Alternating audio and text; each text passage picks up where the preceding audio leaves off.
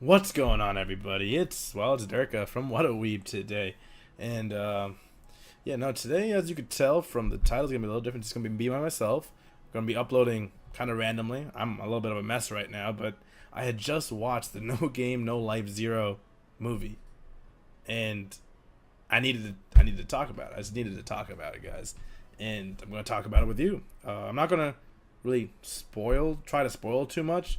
I'll mention scenes, of course. I'm still sick, so I apologize. But yeah, I mention scenes sometimes, so just be careful. But for the most part, I'm just gonna give my honest like how I felt about the anime after watching, the movie after watching it. And long story short, I felt amazing. But if you're hyped for this, if you love No Game No Life, if you watched, let me know in the comment section below. Leave a like, comment, or subscribe. Of course, become a weep today. We don't say that, but become a weep today. And we're gonna move forward with this. So, No Game No Life Zero. What is it? What is it exactly? Is it a prequel? Yes, in a sense, a 6,000-year-old prequel. It takes place. Each character pretty much has a parallel to No Game No Life. So the main character Riku is pretty much like a white-haired Shiro. The personalities are a little different, and they do have their own differences because they were born in this world rather than the other world. It takes place during the Great War when all the races were still at war with each other, and it details how humanity, Riku from humanity, whatever, meets this ex machina, Shvi, who pretty much signifies our girl Shiro. So you got blank right there, and it's since the it's full on. The anime is full, like the movie is full on. As soon as they start telling the story, you're thrown into it. This is Great War. Humans are just trying to get around. They're scavenging, trying to figure out what they can do, how they can survive this crazy life that they've been given. All these old gods are around, and they don't really have a god of their own, right? Some people argue Tet is their god. I believe that theory too, but we're not 100% sure about that. And every character in this movie made me feel so many different kinds of ways. You could my friends who were watching me, they looked over to me while I was watching, and I'd just be making freaking faces and stuff, and just I cried, I don't know, I teared up I don't even know how many times during that movie. It is that painful to watch. It's really good. It's just you feel the pain of the characters. The character development, especially for Shui, is amazing. Shui and Riku, their character development is on point for a movie. Really well done. Of course, with a movie you can't be perfect, but really well done character development. It's wow. It starts off with them as completely different characters, but because they have each other, like Shiro has Sora. Yeah, Shiro has Sora. They're able to grow and rely on each other and become these other, become who they actually are. And you really feel that throughout the entire movie, that they need each other, more so than Sora and Shiro. At one point, they're not even related. They're not step siblings or anything. They just meet and they realize that the other person is super important to them. And their whole thing is that they want to try to figure out how to end the Great War, but they do it behind the scenes. This is mentioned by Tet, by everybody, that this is a story that not many people would know because it was all done behind the scenes.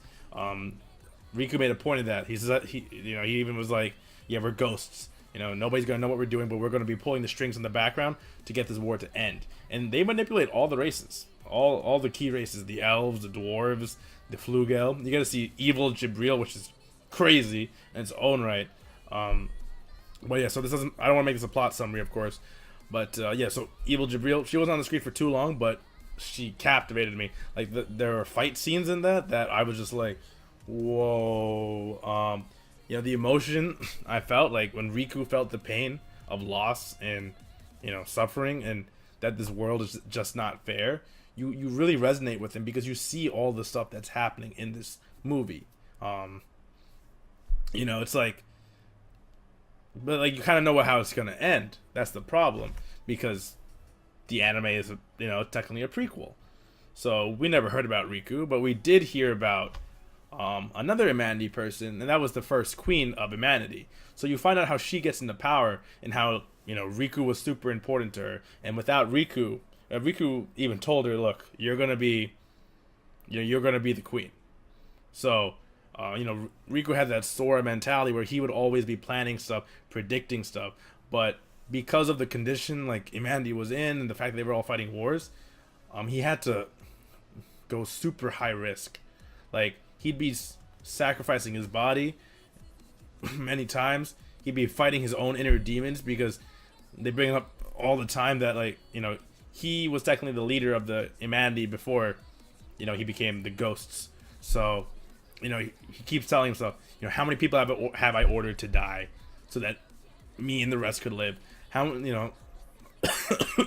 really sorry, but like a common line is is is it worth it to kill 999 people to save 1,001 people? He fights with that choice he always has to make, and you see that struggle in him. And Shui, the Shiro character, really helps him through that. If they didn't have each other, they both wouldn't be able to figure out how to go forward. And you really see their relationship as something really genuine. It's not overly played. There's some humor in it, of course, but it's very genuine. Instead of like Shiro and Sora's relationship, it's kind of funny humor. They're step sibling, they've known each other forever, but their relationship's very genuine. It was made in this time of war, and they truly loved each other. My heart breaks when I see it because I know what's gonna happen to them. I won't say what happens, but it's you got to see Asciento, Ashente, all of those the different wordings. That's made by Shiro. Riku, made by Riku. So you get to see kind of like a little backstory. You learn a little bit more about Tet. It really explains how he became the one true god. Each race pretty much had a god before. I don't think Imanity was actually part of the races before, so maybe that's why I didn't have a true god, and Tet didn't really do anything for them.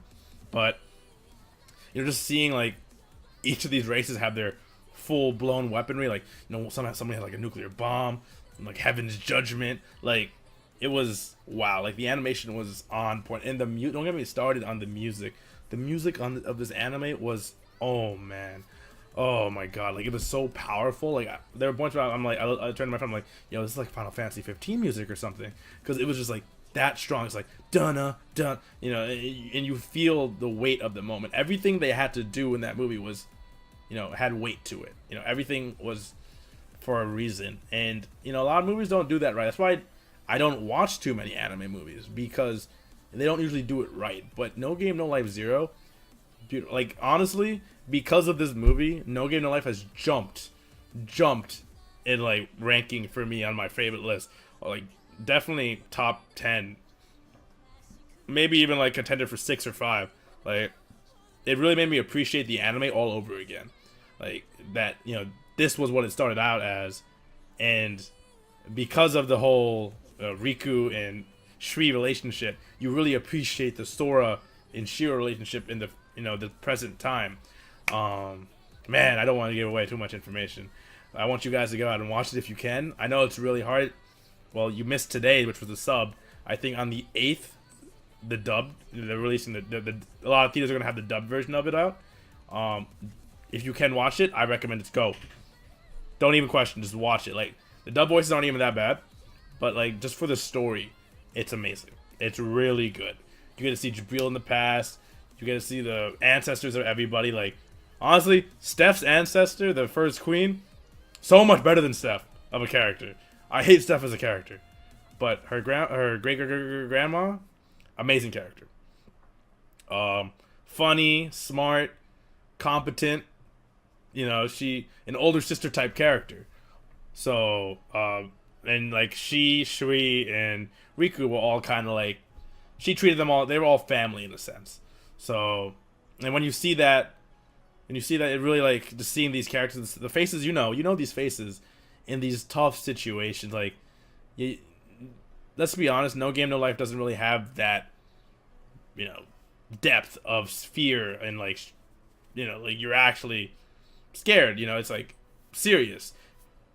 The Jabril fight got to a serious point because they were dropping nukes and stuff, but you know, it's like it's a game. You know, yeah, if you lose control of your race and you become like a slave. But in this case, like if you lose, you die. Like Riku was risking his life every time he went out there. You know, even like just to visit another race, he risked his life each time, and you really felt that. Like you saw how worried Shui would get over him because he'd be doing something for 2 hours when his body can only really handle it for an hour. And you see how tattered up his body gets for his goals. You see like, you know, him realizing, you know, how much did we sacrifice to get this this thing that makes the one true God. And if there's a true, you know, if the game, and he actually knew Tet since he was a child. Him and Tet would actually play games, and he even calls out to Tet. And when you see him call out for Tet, you just see that, you know, he lived a tough life, but Shuri made his life worth it. And Shuri was awesome, dude. She was dope. You know, Shira was great, but Shuri was great. Like, oh my god, being an ex machina, she was. When she went ex machina mode, I was like, yo. When you see Jabril go full power too, you're like, yo. There's things you can't see in the anime because they don't have war anymore. You know, it's not physically violent anymore. You know, it's about games. But they always pull back to the idea that even Riku is like, you know, this whole world is just a big game, and that we're gonna play it, and we're gonna play it from the side. No one will remember us, but we're the reason why it ended. So you realize that, you know, humanity, this race of people, they don't have anything. They literally have nothing in comparison to the other races. They don't have, you know, magic. They don't have enhanced abilities. They're just normal. And it even comes up multiple times. It's like, you know, how did you guys survive in this environment, in this war? And it, in essence, the story begins with you know, machine finding a heart type thing, and then midway through you kind of get that feeling that she gets that heart thing, and you know, it's just her relationship with Riku is just so much more than Shiro's and Sora's, at least from what we've seen. Shiro's and Sora's has too much jokey humor in it because, you know, No Game No Life is funny anime. While No Game No Life Zero, yeah, it had its jokes, still had the same humor, but at the same time, everything was still serious. You know, I'm actually going off this all on the spot, so I just want to let you guys know what I thought. The animation was clean, everything was amazing. Give it like a 9. I give it like 9.5, 9 out of 10, like, easy. It was great. You guys should watch it if you have a chance. That's why I want to get this video up as fast as possible. Maybe those of you who see this in time can watch it on the 8th. I hope. So, yeah, here's hoping that you guys do watch it, and if you do, come back here. Let me know what you thought. Let me know what you think. Maybe am I biased because like I loved it too much? Maybe, but very rarely do I show like a full faith on an anime in an anime. So I hope you guys take my word for it that it's a good anime. Yeah, I don't think there's anything else I want to say because I don't want to spoil anything else. I just wanted to talk about how I felt about this anime and like how it did it right. You know, it did the whole romantic story, like, you know, and the robot gaining a heart story right. Didn't feel cliche, didn't feel boring. It was very straightforward. It was very nice. You got to see relationships happen that, you know, probably have some trouble happening in the actual series. So it really gives you a new appreciation for the anime, and that's how I'm gonna end it off. So if you guys did enjoy it, leave a like, comment, or subscribe. Of course, if you want to see more of this type of stuff, or me or just Nestor come on and talk about something that only we watched, we'd be happy to do it. It's a little bit more work on our part, but it's fun. It's cool. This lets us. I can't talk to Nestor about this at all because he does not want to hear about it. He did not get a chance to watch it. That's why I'm doing it by myself. So yeah, so don't talk to Nestor about the movie at all. And yeah, so yeah, if you remember to leave a like, comment, subscribe. Of course, in the description below is gonna be a link to our social media. Follow us on Twitter and stuff. I've been tweeting more on Twitter, so you know, you guys like if you want to hit me up on Twitter, best way to contact me, I think, or Nestor. I usually manage the Twitter, so you know it's kind of Nestor will look at it though. So yeah, and nothing else to say here. So I hope you guys did enjoy. This has been Durka, and Sayo Nada.